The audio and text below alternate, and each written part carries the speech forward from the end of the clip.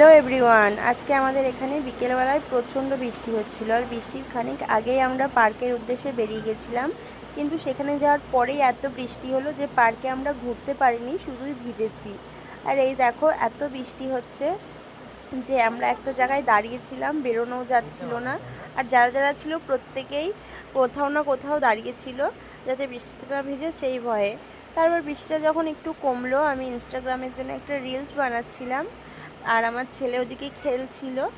আর এটা ইনস্টাগ্রামে পোস্ট করব বলে একটাই রিলস বানিয়েছিলাম, এছাড়া না কোনো ভালো ফটো তোলা হয়েছে, না ভিডিও করা হয়েছে, কিচ্ছু করা হয়নি। তারপরে আমরা বেরিয়ে পড়েছিলাম বাড়ির উদ্দেশ্যে। আর হচ্ছে এই দেখো, এত বৃষ্টি পড়ছে, ভাগ্যিস ছাতাটা নিয়েছিলাম, তাও ছাতা না নিলে আমাদের অবস্থা খুবই খারাপ হতো। তো আজকে ছিল সানডে, বিকেলবেলায় ঘোরার দিন, কিন্তু সানডে হয়ে গেছে ফান ডে। ঘোরাও হলো না, বাইরে কিছু খাওয়া দাওয়া করা হলো না, কারণ বেশিরভাগ দোকানই বসেনি। তো আমি যাই বাড়ি, বাই বাই।